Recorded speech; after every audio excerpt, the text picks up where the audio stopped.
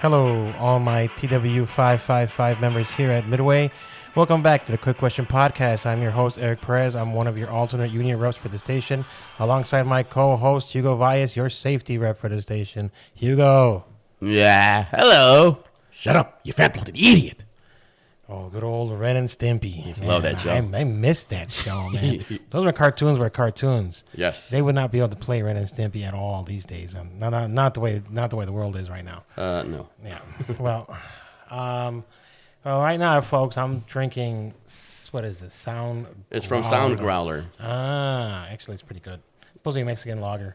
Got it from a friend's house. It's tortilla hands, I believe. Tortilla hands. It's all right. I like Goldfinger better, but it's all right. What are you drinking there, Hugo? Yingling? The old Yingling. Yingling. All right, let's get this started. Hugo, what you got, buddy? Oh, me. I'm first. Yes, we'll go with you first. Oh, why, thank you. Guys, I know you had a hard day sometimes, but you don't have to take it out on poor prospect. They're only trying to do their job, and then they get overwhelmed with everybody being either at the window or bringing in your tugs. Please be kind to them. Don't be yelling at them. Don't start giving them attitude. Be fucking nice, okay? That's all I'm asking. Jesus. That's I'm sorry. Jesus. There was a dude that came in that was, he was almost in tears, telling management, "Hey man, these people are acting like assholes." They're like, "Oh, you know what?"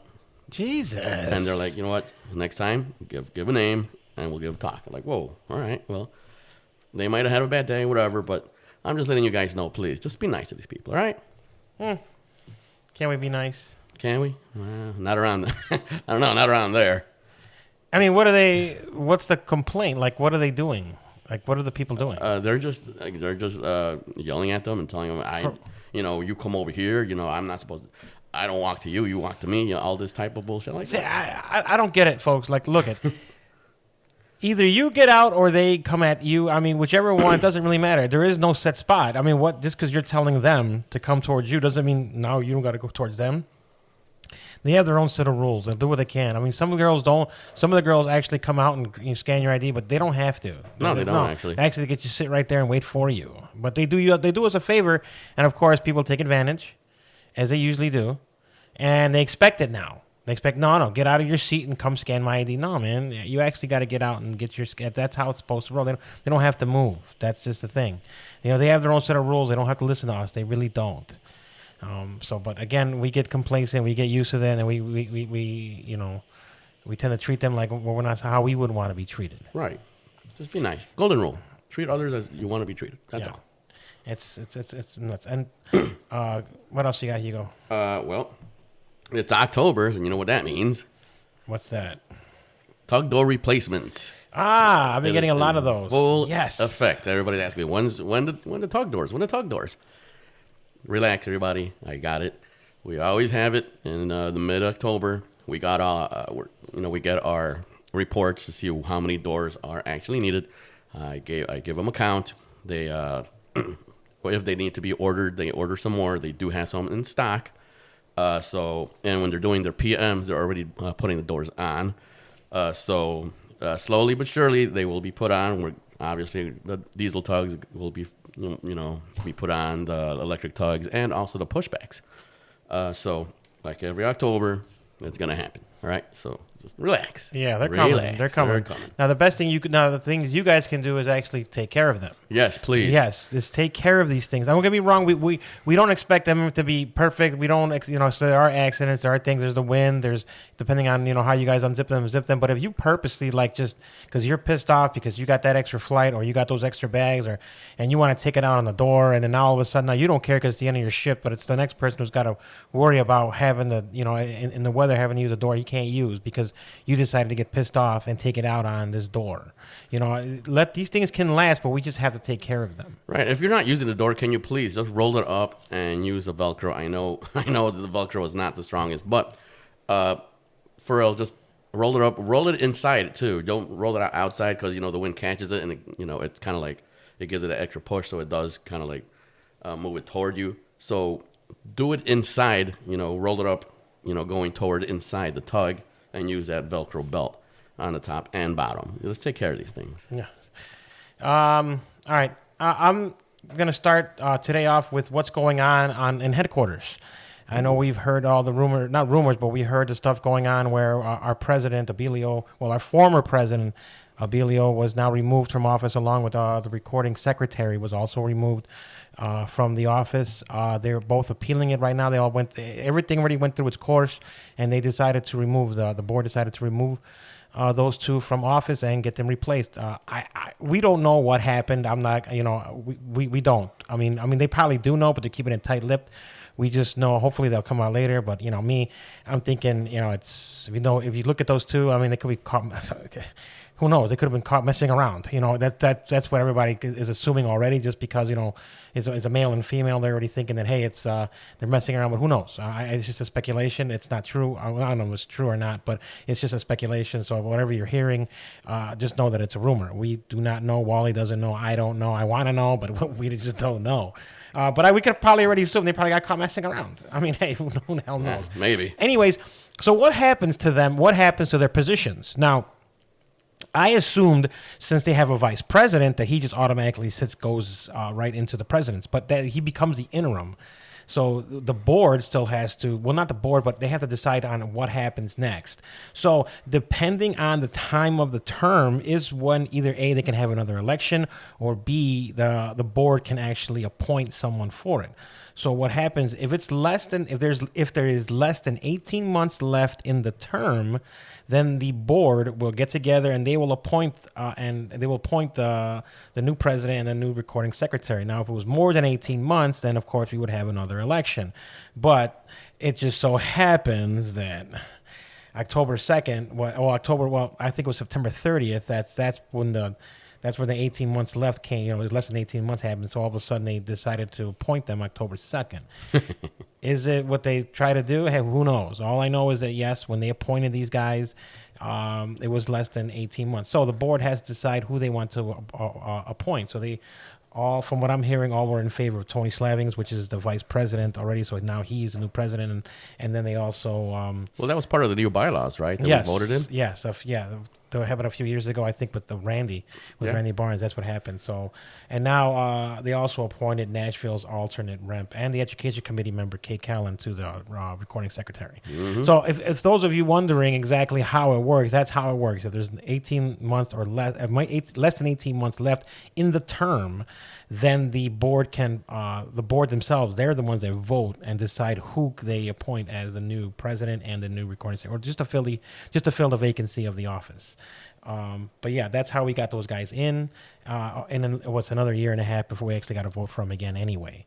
So, but yeah, those of you that just wanted to know what was going on, why were those guys appointed, that's the reason why. Well, he still gets to plead his case in front of the international as well. Yeah, those two are still appealing it. I mean, that's why no one really knows what's going on. No one knows the facts, because it's still an investigation going on, and he's still appealing it. So once that's over with, maybe we could finally find out exactly why they were removed from their spots.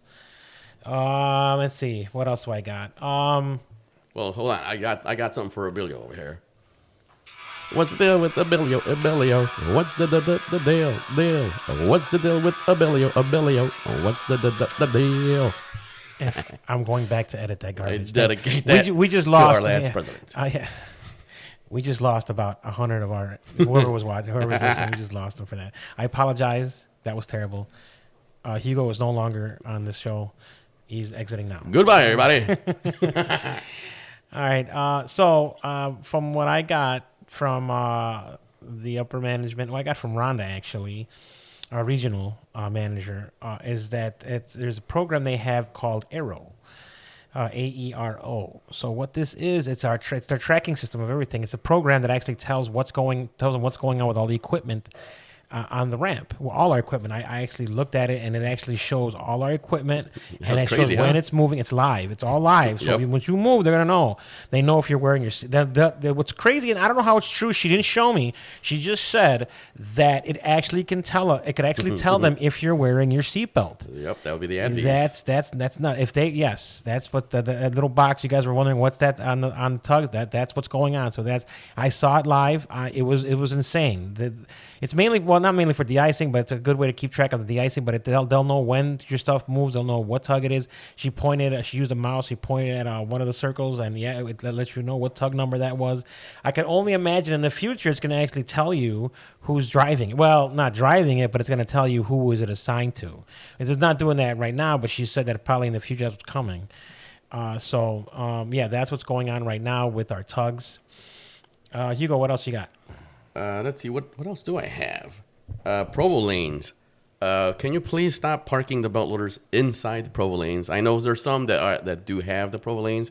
So can you just keep those clear, that area clear, especially when, obviously there's not a plane there, but they do have to stage their trucks there. And be mindful of the rear as well. I know, sometimes there's a plane at the neighbor gate and you want to, set up for the next flight, but you got to be mindful that sometimes the Provo didn't show up to that flight yet, and then you're like parking that belt loader or power still in their lane. So just be careful with that. Of course, again, with the Provo lanes, the ones without the Provo lanes, trucks are really not supposed to stage there. But the fresh ones, ones that says Provo lanes on them, again, try not to obstruct that area. And when you're putting your transfer card as well, can you not put them behind those lines as well? Because you're doing it a service to everybody. Because when Provo does stage there, and then you have the carts right behind there, and now you got the transfer drivers trying to put their bags in there, and they can't because the truck's in the way. And then so try to put them somewhere up either ahead or behind it, not like totally behind it, like before it or something, but mostly up ahead. Yeah, be smart where you actually put these belt loaders, because especially if you put it in front of the transfer cards, that's something that's happening a lot lately. You guys are putting them in front of transfer cards. You're only upsetting the transfer drivers. Like, I'm one of them, and I'll just put I'll put your bags right on top of the belt loader. I'll have you guys figure it out. I'm not gonna go. I'm not gonna go around. That's how most of us think. I'm not gonna go through a jungle just to get to these transfer cards. If you want to put it in the way, fine. Now you could deal with these bags when the plane comes in. You know what I mean? But don't make us do. That's the thing. We keep screwing each other over instead of just knowing, hey, if I put the belt loader here, who am I going to affect? And that same thing goes with transfer drivers. Same thing. When you park your tug, figure out who you're affecting. If you put it right there, and there's one thing I cannot stand is when transfer drivers park right in between the gates, the safety zone gates. Right. They put it right there, and that's where people put their carts. That's where belt loaders are staged. That's where the freight drivers have to drop their. And you guys are right there saying, "Well, it's out of the way." Well, yeah, it's out of the way, but now people need to actually put stuff there. And the only reason why they want to put them there is because they want to be close to wherever they're sitting. Yeah. Look, that's terrible. Look, I get we all want to be close to the break room, but you guys got to understand what you are doing to the rest of us. And the company doesn't care. Why would they care? Why would they care? Because their numbers are still going. Their numbers are still going. They're getting their numbers. They're getting what they need. They're getting the flights out. They're getting you there, blah, blah, blah. And the ones that are hurting are the people, are your brothers and sisters, your union brothers and sisters. That's who is actually hurting. You're getting in the way of the transfer drivers are getting in the way of the gate, the equipment. They're getting in the way of the gate agents. It's ridiculous. All we're doing is just killing each other. Right. We are our own worst enemies. And I've said it before, and it's just been said in the past many times. We are the ones that ruin it for us. And we make it harder for us. Yes. We're not supposed to. Which leads me to my next topic. Which is tug write-ups. So if you guys have noticed, you haven't really been getting tug write-ups because Wally has actually been fighting these for a long time now, saying that the system is faulted, now that the system is faulted, which it is, but also during this time, people were actually bringing back their tugs. They were actually keeping them there. They're bringing them back, and they're lining them up, and they're doing what they're supposed to because they didn't want to get written up. So, without telling you guys, because we know if we told you guys that you guys would just go ahead and do it, just not care anymore. That's why they didn't tell you. But guess what? They didn't tell you. And sure enough, it only lasted 2 weeks. Everybody, I guess they all started noticing, and now we went right back to not caring, taking the tugs out when they don't need to be taken out. People aren't taking them when they don't need to be taking them. They're not bringing them back. They don't care. So now, guess what? They're going to start writing us up again. So again, guys, we try to help you guys, but we are our own worst enemy. If you guys don't care, then the company's not going to sit there and help us out neither. You guys have to get in the rhythm of bringing the tugs back. You also got to stop taking them. Those are for the those are the transfer drivers and local drivers only. Personally, I say once the transfer drivers and local drivers all get their tugs, hey, you know what? Have at it. If they let you take them, then they take them. But at least let the drivers get their tugs first. Yes, and I suggested, at least get a list of who's driving that day. That way they know that each of those drivers get a tug. And after that... I've been saying that for about over a year now, and I'm hoping that they finally did it. If they should, I think that's what's coming. From what I'm hearing, the soups are going to be, scanning them in and out, and they're going to start getting on the soups, making them do what they're supposed to be doing.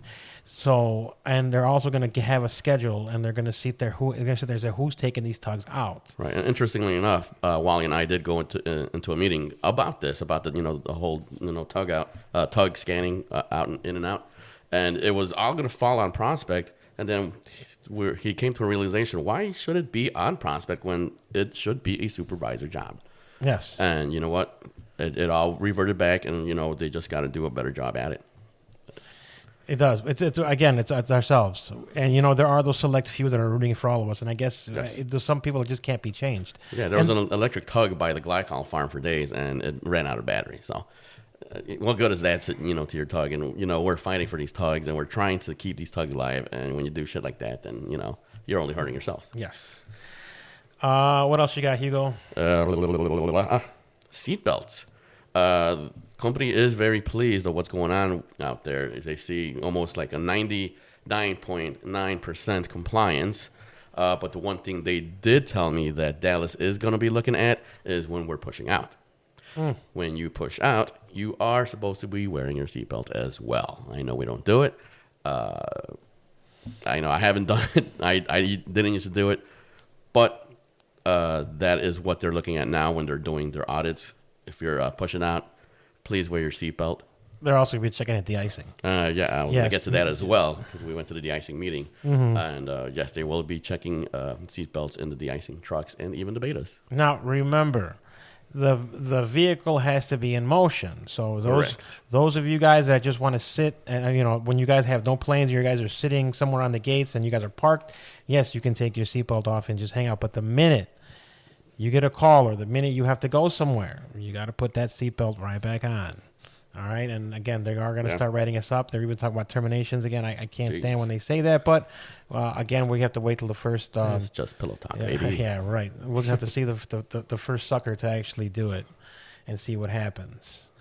I only got a couple left. So do I, but let's go back and forth. Me and you. All right, so something real quick is what's coming from what I'm hearing is the local drivers are going to have to start scanning the bags downstairs in T-Point when you're offloading onto the carousels. Yeah, they thought I was joking around when I said that in the beginning. They thought I was joking around too, but no, this is for real. It's coming within the next year. They're going to want us to start scanning, I guess, because too many people are actually sending transfer bags upstairs. You're not paying attention. Or through. You have to stop. You got to stop doing that. So now, because of it, now you're going to have to scan each tag. And of course, if you miss a scan, you're probably going to get written up.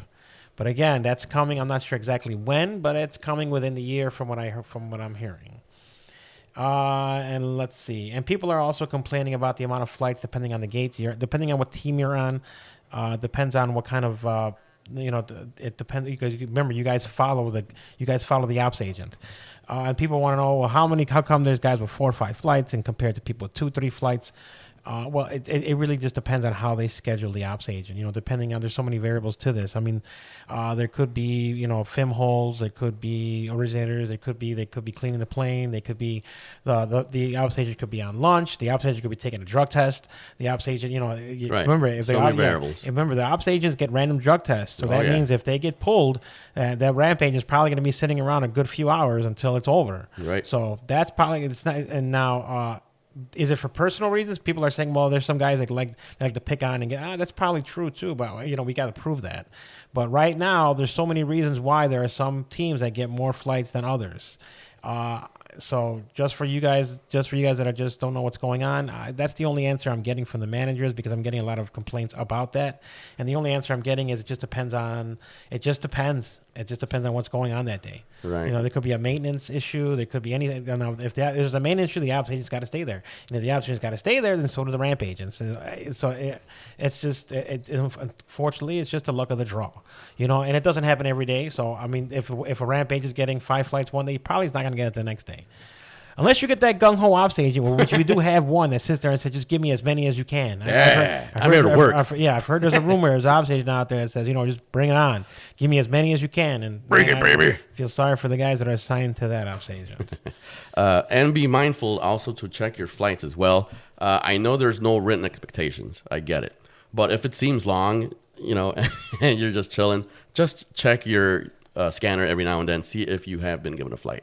All right, because there's been times where people say, "Oh, you know, they just barely plotted this flight, and you know, I'm a little late."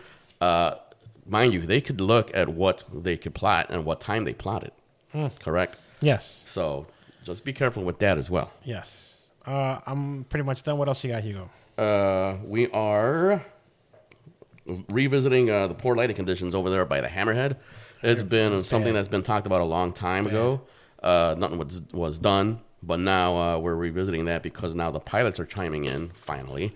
You know, I just needed some more backing on that. It's funny when pilots talk, right. when pilots cry, that's when stuff stuff gets done. Well, we'll listen to you, not to these peons out here. Not the ones that are actually right, working out there. Drive around and fucking have to watch these vehicles, you know, whiz by them. But yeah, they're revisiting that issue again. Of course, that's going to be the city thing, and you know how it is fighting the city. Fighting the city is like pulling molar out of fucking hippo, so it's going to be hard. Jesus Christ, a lot of F-bombs from you today. You know I'm that? Sorry, I'm an angry guy. I get it. Especially over the weekend. Oh, hey. Guys, if you guys would have hung out with this guy over the weekend, it was not a pretty sight. I don't mean to bring it on here, but this guy. It was Oktoberfest. What do you want me to do? This guy just does not know when to stop. Luckily, I did. But either way. Thank you. What else you At got? least I made it home. Well, I know. I got you home. I don't know whose home it was, but I made it. I got you home. You didn't make it home. I got you home. You're right. You're right. Let's see. One more thing. We held a little meeting again. And we're still talking about, you know, because just in case, we have new chargers for electric tugs. Sweet. Just in case, they said. Just in case. They said, just in case we do get some or we have functional ones, they wanted to know where we placed them. So, again, I sent them the plans, and the first time they said, well, are these all the chargers we have? Like, no, we still have some. Well, like, well, I want you to put all the chargers on there, and da-da-da-da-da, and then we'll see what we can do.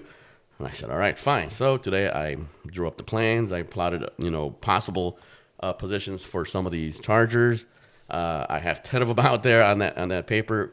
Is it going to happen? I don't know, but I just put possible locations just in case. So again, that's still up in the air. It's, you know, that's going to be a challenge. But to me, it feels like they still got the ball rolling, and if they're asking for this, then it might be something, you know, positively that they're looking at. So I'm having faith. Yes. Have faith. All right. What else you got? Is that it? Oh, that's it for me. Well, that's it for me, guys. I think that's a lot of yakking for us today, no? Yeah, it's not that much. It was a good amount. But anyways. good enough. Hugo. They got short attention spans anyway. All right, buddy. What you got? What you got for these guys to watch before their flight comes in? Well, I just watched The Monster, the Ed Gein story. How is that? Well, I do remember watching the Ed Gein story a while back. I did watch a movie, and I said, wow, this is fucking crazy. It was jacked up. Yeah, he was, I guess, one of the first documented serial killers out there, and he gave his story gave the inspiration for Psycho, Texas Chainsaw Massacre, Buffalo Bill, and The Silence of the Lambs. This guy was a fucking whack job. He was a schizophrenic. So paranoid. Well, he's a schizo. So yeah, he did leave quite a legacy behind with all these, you know, with his story, you know, being made into these movies. Affectionately known as the Plainfield of Butcher. Right. I'm sorry, I butchered that up. It was the Butcher of Plainfield. Ah. He was known as, or the Plainfield Butcher as well. Oh. But yeah, that guy was nuts. I didn't care too much for, you know, the Adeline story. That's the chick that used to date him supposedly and or marry him. They had some sort of sexual relationship. So she says. She goes back and forth on it. So I really didn't care much for it. They probably could have just left that out and just got on with all the crazy shit he did. But yeah, that I still think it was pretty good. I still like what's his name, Dahmer. That was a good one. I love the Dahmer one. The Menendez, they were that was a good one. Twisted fucks too. Yeah, they're better. And I believe the next one is going to be that axe wielding chick. What the hell's her name? I don't know. We'll find out soon. Yeah, but we'll find out eventually. All right. Let's see. What do I got? I got a few, actually, because, again, we're going to stick with Halloween. Halloween's a few weeks ago. I love Halloween.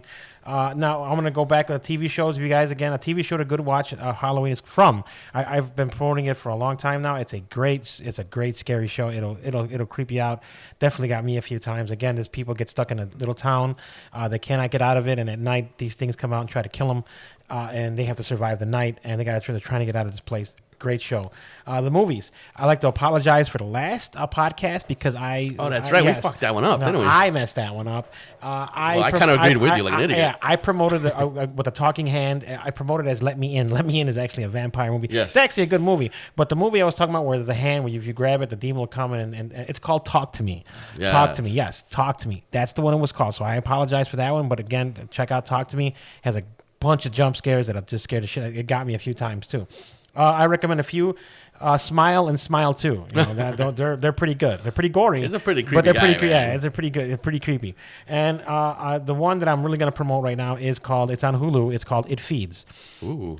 Yeah, it's actually pretty good. It's about a clairvoyant woman and her daughter. They run into this girl that actually who has a demon that's attached to her, and the girl has to find some for the demon to feed on, or it ends up feeding on her. And so the clairvoyant woman and her daughter end up trying to help her, and the daughter ends up inheriting the demon, and then ends up being a really good movie. It's a good jump scare, so I do recommend It Feeds. All right, folks. Hold what's on. up? I just went through the Rolodex in my head, and I found out her name. Her name was Lizzie Borden, the one who chopped up her parents. Oh, Lizzie Borden? Yes, that's going to be the next one, I believe. Jesus. So that's going to be that's gonna be wild. All right, folks. Again, thanks for listening. Subscribe to us, like us, join us. We thank you again for listening to the Quick Question Podcast. I am your host, Eric Perez, alongside my co-host, Hugo Valles. Hugo. All right, everyone. Like usual, let's be safe out there. Thanks for joining us today in this podcast. This is Eric and I, Hugo, signing off. See you guys. Later.